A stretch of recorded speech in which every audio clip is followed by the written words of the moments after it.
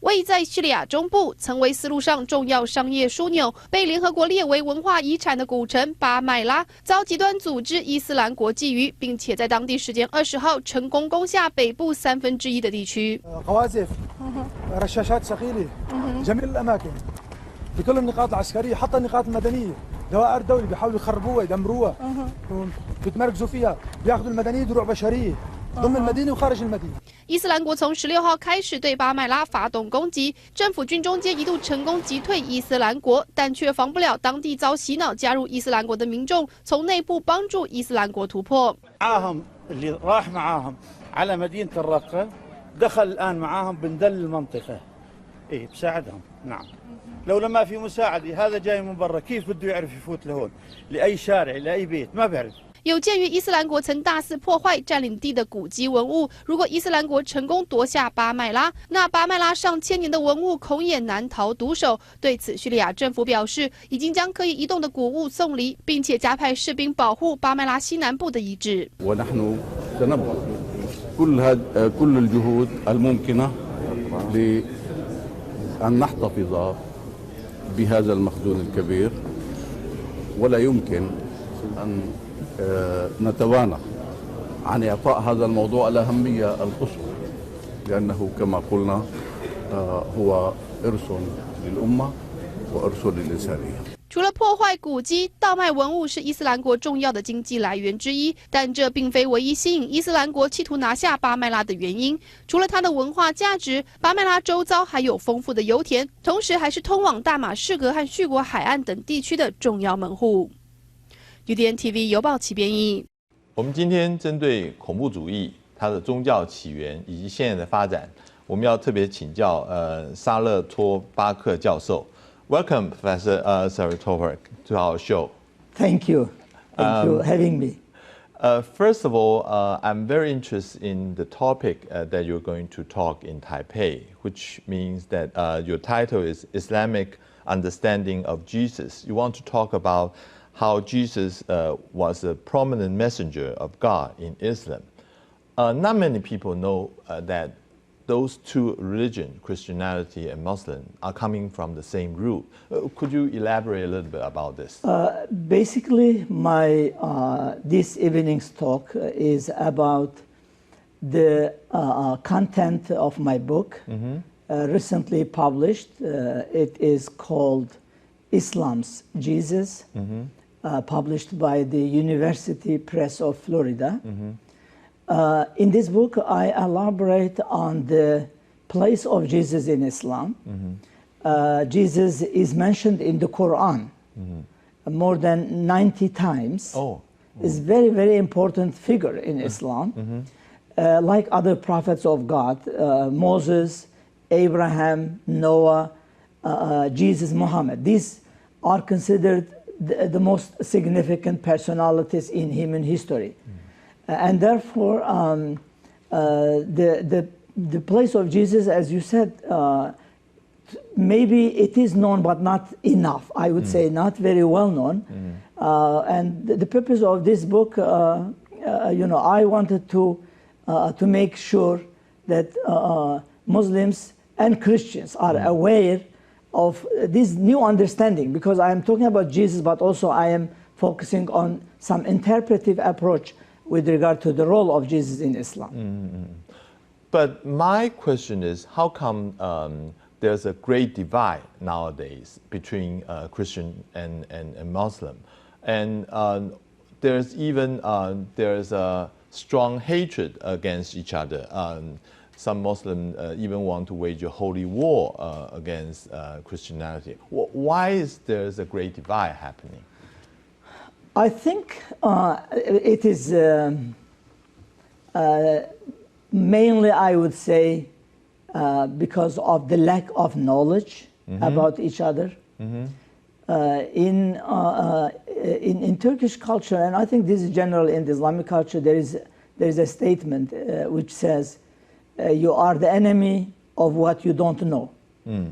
If you don't know, you may easily become an enemy of something. And I think that is why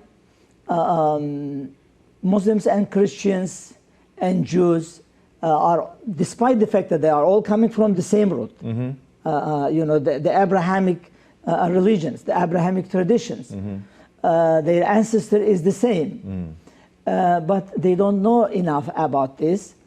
And sometimes I ask Muslims, in fact, even some Muslims don't know that Jesus is so much mentioned in the Quran. Is it because some of the things happened in history that the conflict between the two religions had been so great that it had caused great hatred between those two religions? I would say in the beginning of Islam, there was a remarkable cooperation between Christians and Muslims.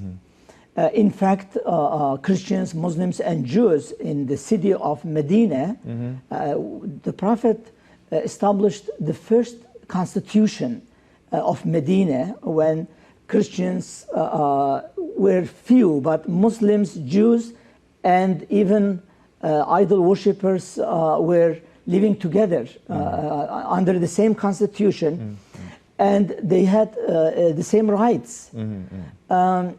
When Muslims were persecuted in Mecca in the beginning of Islam because of this new religion, the Prophet of Islam sent some of his followers to a Christian king to migrate to his land.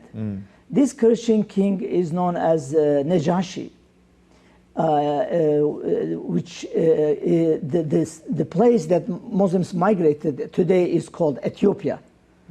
Najashi was the king of Ethiopia of the time. At that time, it was called Abyssinia. Abyssinia. And the king protected Muslims who were about 70 people, 20 female and 50 male Muslims. The king protected them. And the Prophet had correspondence with this king. We have a very famous story that Meccan elite sent some delegations to this king and asking him to return these immigrants. But after he listened to Muslim immigrants, he said, "Not for a mountain of gold I will return them to you." So the Prophet loved this king, who was a Christian king, and this king loved the Prophet and sent even some letters. We have some references to the correspondence between the Prophet and this king. So in the beginning of Islam, there was a very positive connection, positive relationship. Later, I would say, in the era of Crusades, that relationship became in a difficult situation. And then after Crusades, many parts of the Islamic land colonized by Western powers. And I think that colonization also impacted the relationships between Muslims and Christians. So you would suggest that a lot of this kind of conflict is coming out of the political forces that have been twisting this kind of image toward each other? I would say mostly political. In the essence of religion, there is no hatred. Essentially, there is no hatred in the essence of religion. How a Muslim who reads so much references in the Quran about Jesus, about Moses, how can you hate the follower of these two religions? Because if they are, having this knowledge about each other, I think there will be no hatred. Let me bring back to what we are seeing right now, is that the Islamic State, or we call it ISIS, they are now seem to be, they said there's a great revival of Islam. They are having a more fundamental idea than a lot of them. And they are using force against the infidel, they are claiming. So as if they want to revive this Arab Islamic empire that they used to have across vast land of Middle East. Do you think what they are having is based on a more, what kind of religious belief they are having? Is it a kind of more fundamental one, or is it something that it can be spread to other parts of this area? I think it is very narrow-minded approach to Islam, and I think it does not spread to the other areas, and I don't think that it will spread to other areas because it is a very fringe approach to Islam, a very narrow-minded approach to Islam. And I think the problem here is literalism. They just take some Quranic verses, some sayings of the Prophet, and they consider themselves as those who are really following the Prophet, and the rest of Muslims are not really following the Prophet. Historically, we have similar groups in the Islamic tradition. For example, there is a group called Khawarij. This group in the early Islam were considerably strict. And they would accuse Ali, the cousin of the Prophet, the fourth caliph, of being not enough Muslim, not enough, following the Prophet. They were considering themselves more Muslim than Ali, the cousin of the Prophet, and the fourth caliph. This group of people, a person among this group of people, eventually assassinated Ali. His name was Abdurrahman. Abdurrahman means the servant of the most compassionate. Imagine the servant of the most compassionate is killing the son-in-law of the Prophet, the fourth caliph, and also the cousin of the Prophet. So this group of people, known in the Islamic tradition, but this type of people never became mainstream Islamic tradition. The mainstream always remained faithful to the essential teaching of Islam, and that is tolerant. That essential teaching is tolerant and is respectful for other traditions.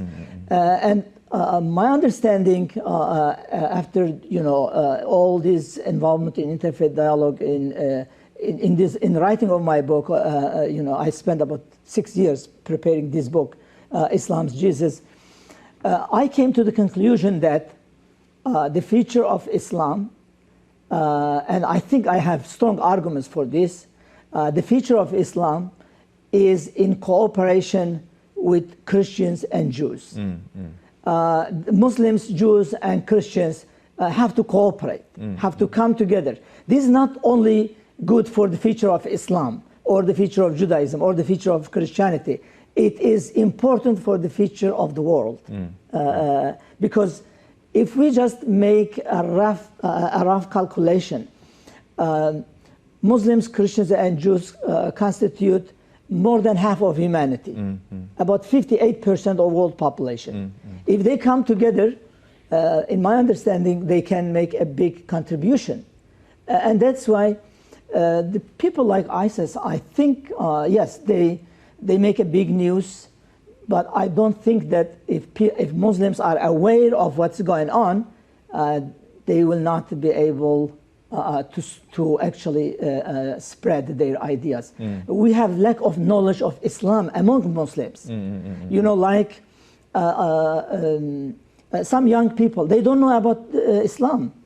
And ISIS comes, people, a recruiter of ISIS comes to these young people and they say, we will give you money. And also, you see the Prophet spoke about us. He said there will be a strong group in Sham, in Damascus area, like the Islamic State.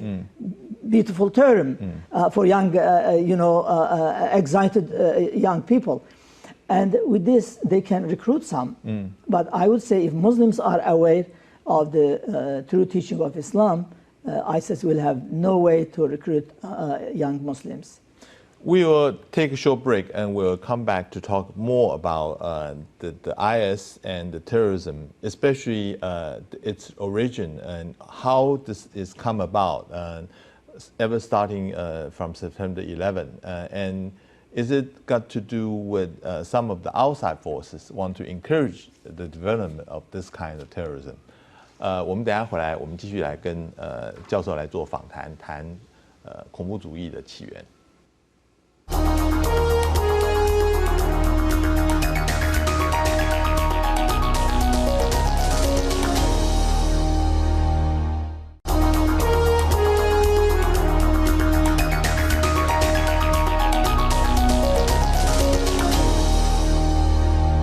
欢迎回到节目的现场。为了打击 IS 伊斯兰国的势力，西方国家可说是砸下重金。继法国总统欧兰德上个月月底宣布将全额保留今年度的国防预算之后，美国政府现在也开出2000万的美金悬赏金，要追查 IS 4名领袖的行踪。请看我们的报道。为了打击恐怖组织的势力，法国总统欧兰德在4月底宣布，他决定全额保留2015年度的314亿欧元国防预算，并且要从2016年开始分4年的时间，额外增加38亿欧元的预算，用来打击法国境内、境外的极端分子。Donner confiance aux Français. Ils l'ont à l'égard de leurs armées. Ils l'ont à l'égard des autorités politiques qui prennent les décisions.Mais ils doivent savoir que les crédits indispensables sont mis à la disposition de ces objectifs. La sécurité, la protection, l'indépendance, ce sont des principes qui ne se négocient pas.法国政府原本计划要在接下来的5年期间砍掉3万多名兵力，但现在有了这一笔钱，不但可以保留1.8万名员额，未来还能保障法军前往像是伊拉克以及非洲等海外地区进行作战。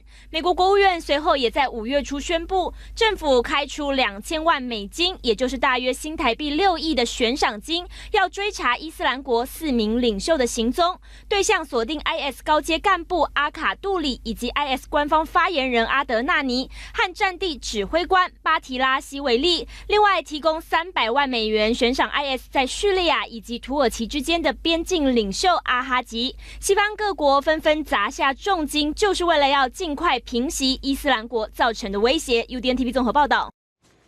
我们继续来跟沙勒托巴克教授来做访谈。You just mentioned that IS sometimes will be very effective in recruiting some of the people, especially young people. My question is, why, especially in the Western society, they don't have that much contact with religion? Why they are so being attracted by this kind of fundamentalist idea? Is it because they want to identify with something, especially they may be feeling isolated or being discriminated against in the Western society? What kind of mentality for those people to get motivated? They even go to the places where IS occupy and get training, and then that is one of the main concern for a lot of Western society. They are afraid they are coming back and act as a terrorist. Why is that? I think the young generation in the Islamic world and in the West sometimes influenced by a variety of factors. Mm-hmm. Maybe in their society they are not very much welcomed. Mm-hmm. Maybe they are discriminated. Mm-hmm. Maybe they are looked down because of they were Muslims. Mm-hmm. This type of factors have affected. Mm. And maybe some family, environment that the child is coming from a divorced family, right? And no one took care of this child, and suddenly a recruiter became like a big brother for this child. for these young men. And that could be really an important factor to recruit some people to ISIS. But if they are knowledgeable about really the religion itself, about Islam, I think it will be very hard for ISIS to recruit them. That's why knowledge. I think the key term is knowledge, to be aware of the religion of Islam. Unfortunately, some ideas like Wahhabism, Wahhabism by itself is not violent. Right. But some narrow ideas of Wahhabism lead to violence. And sometimes, if you look at someone, just according to the appearance and say, oh, if he doesn't have beard, he's not a Muslim. If he doesn't have robe, he is not a Muslim. Well, that will be against the Quran, because there are many, and also against the hadith of the Prophet. In many occasions, the Prophet says, God does not look at your appearance, God looks at your hearts.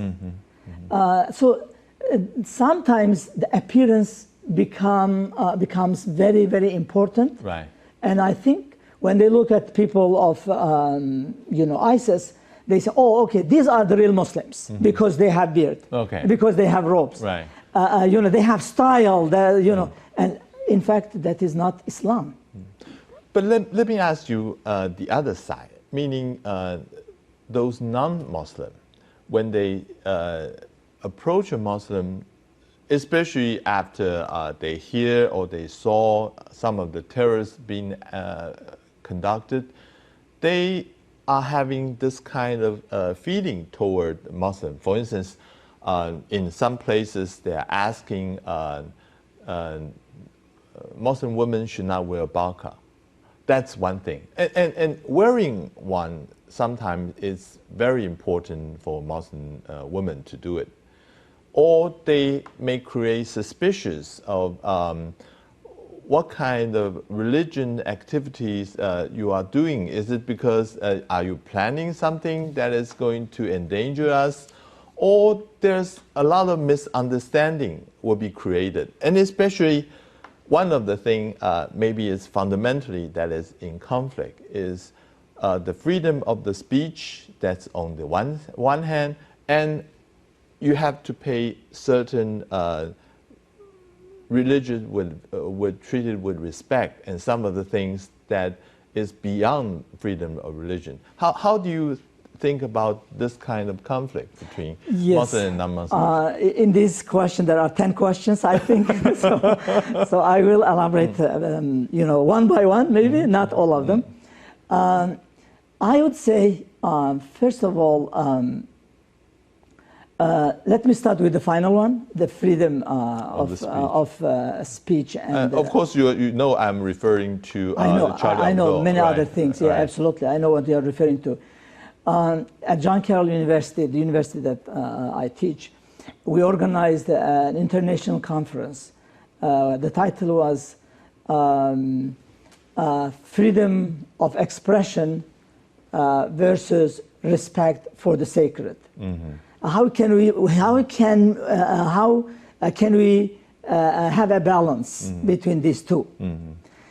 First of all, even if there is, a negative image of the sacred, are you allowed to transgress? Are you allowed to transgress the limits? Are you allowed to make demonstration and then destroy some places? In Islam, there is individuality of crime. A person who is criminal only is responsible for that action. Not his family, not his relatives, not his country. So, for example, if there is a cartoon going on in Denmark, and you go and destroy Denmark embassy in Damascus, that is against Islam, because that ambassador in Damascus didn't have anything about that. Right. So it is very significant to have that sense of individuality of certain negative things that when they happen. But unfortunately, the psychology of the crowd, sometimes it's very hard to be controlled. Right. And that's why when some people make some claims, oh, okay, the Prophet of Islam is attacked, we have to demonstrate and we have to go outside and make a huge noise. Well, so what? If they're really aware of the teaching of religion, I would say they would not do that way. They would not have their reaction that way. We have in the time of the Prophet examples and how the Prophet would react to certain events. Because of this, sometimes Muslims, I think, are much more sensitive, and that's why they go beyond what Islam says. And sometimes we say Islam says, you know, this level, they go 10 meters ahead of it. And it is not Islam then. After that, actually, it is individuals' emotions are involved. That is, you know, there should be a balance there. But at the same time, people who are, you know, in social, let's say, environment, and their words are spread rapidly, I think they have to be careful what kind of impact that word will have on some others. Because it is, yes, you have freedom of expression, but you shouldn't insult. Right. You know, freedom of expression. I have freedom of expression. I like to insult everybody. That is not a good behavior. At least it's not a good behavior. So that's why also it should be like a certain wisdom there, a certain wisdom that what I am saying will really be insulting, you know, to the majority of a group of human beings. Like, you know, to speak about the color of people and then say, oh, people of this color are terrible. Again, you are discriminating to a certain extent. Yes, you have freedom of expression, but even in America, that discrimination is prohibited. You know, it is legally, it's not allowed actually, that discrimination. Let me refer to the previous question, which means that if a college girl wants to wear a burqa in the campus, it should be her individual right of expression. But some countries, in France or in Turkey perhaps, there's a restriction against this. How do you balance those two kind of ways? I think as long as they are not forcing others to have burqa, right. I think they should have. First of all, burqa is not like something that Islam says you have to wear it. It's not. It's not. Burqa is much more cultural, and this culture comes from Afghanistan area. In Egypt, when I was studying Arabic language, I realized that in Egypt, for example, people have different type of wearing. They don't have burqa. Even they have headscarf, but they don't have burqa. They don't have even actually like a raincoat type of things even. In Turkey, they have headscarf. They have a kind of coat, wearing as a kind of symbol of their religious and piety or chastity. So in every country, it might have different traditions. But the Quran says, when a Muslim believer woman, when a Muslim woman or a believer woman goes out, let her cover her head. That is what the Quran says, and it does not give the type of this covering. So it lives for the individual's decision. What will be the best way to follow the Quranic wisdom? And therefore, as long as I am pro freedom. Whoever would like to do something, as long as it's possible and as long as it is not harming others' freedoms, they should be allowed to practice their freedom. Be Muslim or be non-Muslim. In the last part, we're going to talk about the terrorism and sometimes its international environment. Some people or some country see this kind of movement as a social movement, but sometimes it can be interpreted as a violent kind of terrorism organization. Why is that? And what's the difference between it?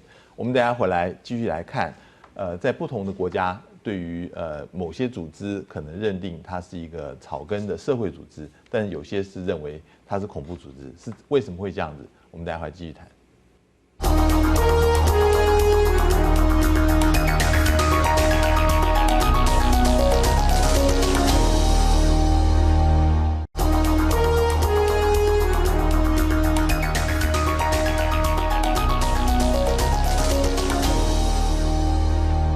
跟沙勒托巴克教授来做访谈。I would like to ask you about that in the Middle East, there's sometimes when we talk about terrorism or terrorist organization, actually we are referring to some people would not consider that as a terrorist. Some people would consider that as a social organization. That organization can provide medical care. They can provide education, and it's also a grassroots organization. That so how can we make the distinction of it, or is it purely depends on what kind of point of view you are seeing this?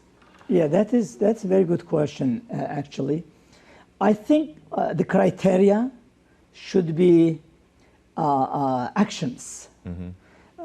Really, if an organization is involved in terrorist actions, for example, the killing of someone or the harming of someone, I think that would be considered a terrorist group because illegally that group is harming and killing and injuring people.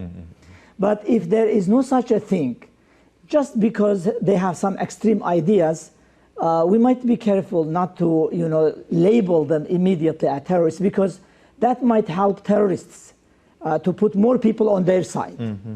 I think we should be careful, and we should eliminate the number of terrorists rather than increase the number of terrorists.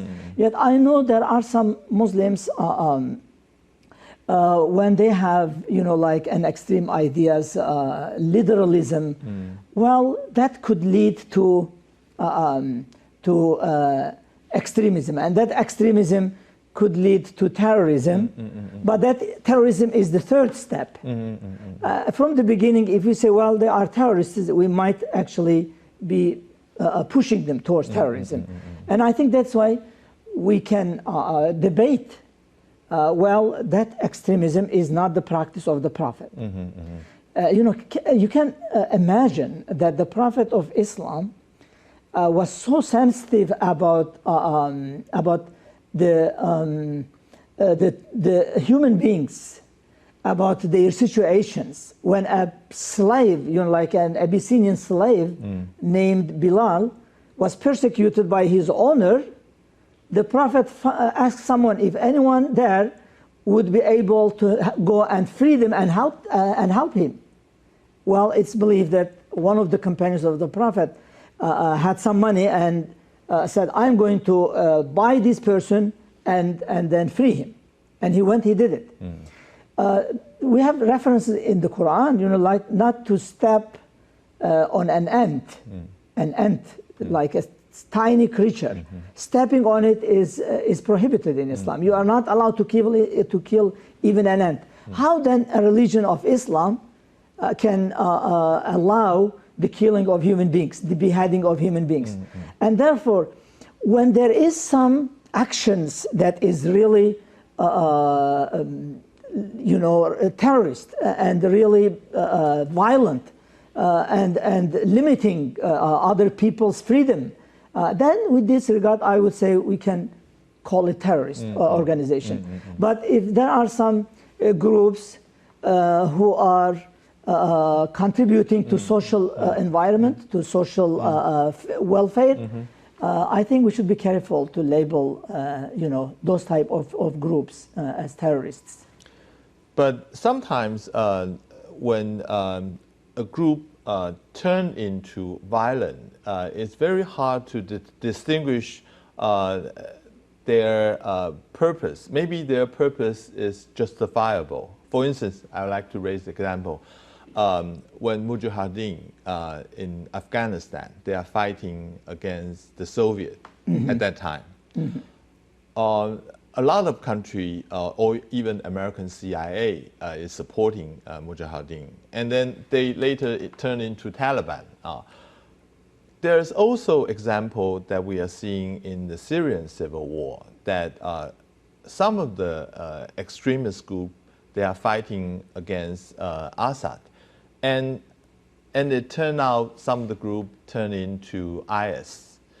So how do you distinguish that maybe this group started from righteous causes and then later turned into something that is horrible in the end? Yes. So you ask for my philosophy on this. Okay. or your understanding of it. I mean, yes, I understand. Right. Now, in my philosophy, there is no justification for violence. Okay. Whatever the reason is, violence in our era, no justification for it. Because even it sounds like there is justification for it, it really leads to the transgression of the rights of innocence. Okay. So, for example, you say the people of this government are attacking, this place, and then I have to respond it, and then I have to be, like exactly violent. Now you do this, and you are actually killing children. You are killing women because you cannot distinct between these people, and you are violating the principles of religion. And that's why I have some Islamic scholars that really very much emphasizing the importance of nonviolence. I wrote an article, an Islamic approach to peace and nonviolence, which is available now online, I think. In our era, there is no justification for violence. In an era that we have nuclear weapons, that one nuclear weapon can kill 5 million people in few hours. Because of this, violence is not justifiable. Is not. It should, especially Muslims who are so much careful about the right of the innocents, and they have to be careful about the right of the innocents. You can sacrifice your rights for the rights of innocents. Yes, I have right to defend myself. Yes, you have right to defend yourself. But actually, you can sacrifice. You can say, I sacrifice, I will not defend myself in this case so that there will be no more violence and no more vicious circle. Because you say, I have right to defend myself. The other person will say, I have right to defend myself. Then, it will be vicious circle. And unfortunately, that will be spreading violence around the world. Some people should sacrifice and say, we will dedicate ourselves to nonviolence. And maybe some other people will follow them. And eventually violence will stop. And when violence stops, people will communicate with each other. They will know each other better. And that's why we need to have this nonviolent approach in our modern era, I would say. I have elaborated on my article on nonviolence, like Gandhi, Martin Luther King, Fethullah Gülen, for example, is a prominent Islamic scholar.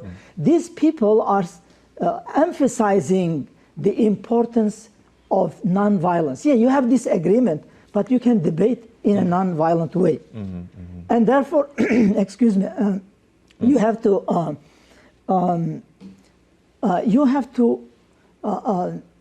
think of other people's situation, not only selfish, approach. He is attacking me, so I have to, kill him. Or I have to respond violently because he acted violently against me. Well, Islam says if you forgive, it is better. Even, you have right to have, to do the same as it is done to you. You have right to do that. when it comes to violence. But Islamic tradition, the Quran says actually, if you forgive, it is better. And that's why let's move towards forgiveness, I would say. Let's move towards an understanding, a new understanding, because our era is not like in, like 500 years ago. We have really very sophisticated weapons that can kill millions at once. At that time, people were fighting with swords, and if you kill people throughout the day, you can kill maybe a few people. But it is not that way now. And therefore, because of this time, we need a new approach. And that approach, I think, should be non-violence. And that's why in my book, Islam's Jesus book, in the last chapter, I elaborated on the dimension of the importance of dialogue for the future of humanity. And that is peace. Muslims, Christians, Jews, adherents of other religious traditions can come together for peace. And one Islamic scholar says, if we are able to bring peace, mercy, and love to the community, that will be the fulfillment of the message of Jesus and the message of Muhammad. And that is the idea, actually. With war, with violence, these themes are lost totally. And that's why we need to make sure that there is an environment for these ideas to flourish. Violence will totally eliminate peace, will eliminate love, will eliminate mercy. And on that note, I have to end our interview. Thank you, Professor. Thank you very much, and thank you so much for having me. Yeah, thank you. 我们等一下来看今天还有哪些重要的国际消息。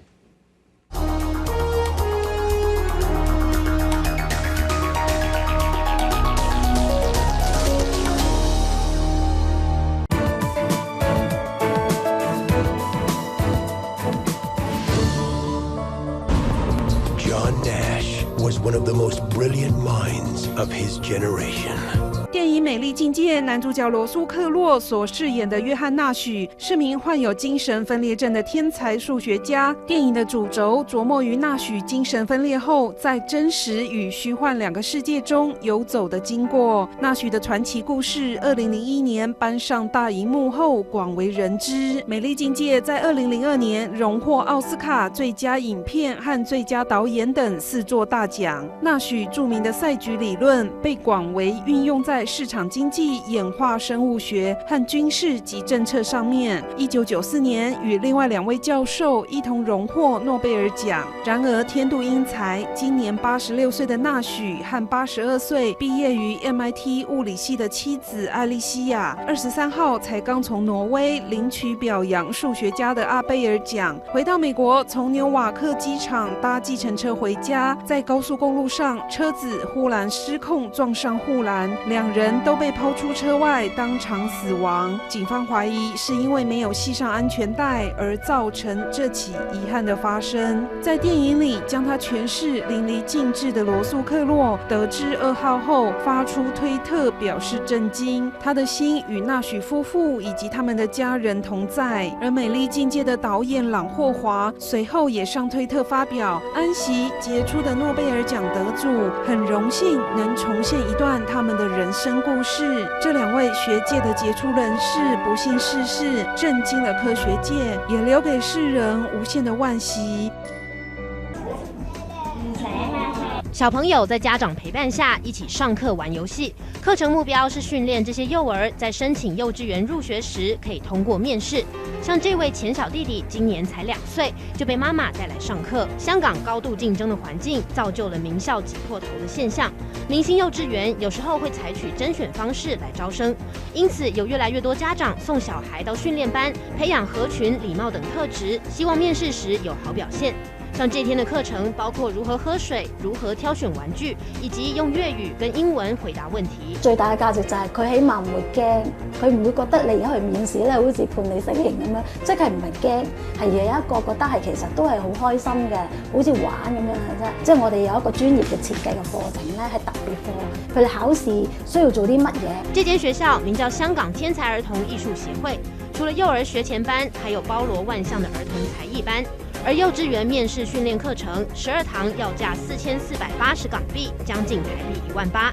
他们标榜过去教过的小朋友有80%都进入第1志愿的幼稚园，进入前3志愿的更达到95%。去年这个课程有500人报名，今年人数还会更多。根据2013年的数据，全香港将近1000家幼稚园，总共可以收20万个学生，但实际就读人数只有17万。也就是说，香港的幼儿教育并没有供不应求的问题，只是家长太执着于明星幼稚园的光环。另外一个现象是，现在有许多来自中国大陆的移民家长也前仆后继加入这场入学大作战。未来香港小孩的童年恐怕只会越来越辛苦。The winner of the 60th Eurovision Song Contest is Sweden. 第60届欧洲歌唱大赛由瑞典、俄罗斯和意大利3国代表击败众多强劲对手，顺利闯进准决赛。最后由赌盘大热门瑞典代表孟斯瑟勒美勒夫夺得冠军。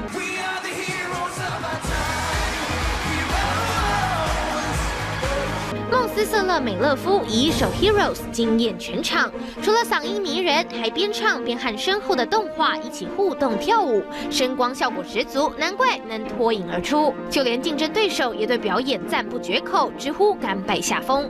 加上这次，这也是瑞典第6度称霸欧洲歌唱大赛，傲人的成绩可说是面子十足。而第2名和第3名则分别由俄罗斯和意大利拿下。1年1度的欧洲音乐盛事，总计吸引全球约2亿观众收看，吸睛度破表。紧张的赛事也在一片叫好声中圆满落幕。今天谢谢您收看《全球瞭望》，我们明天见。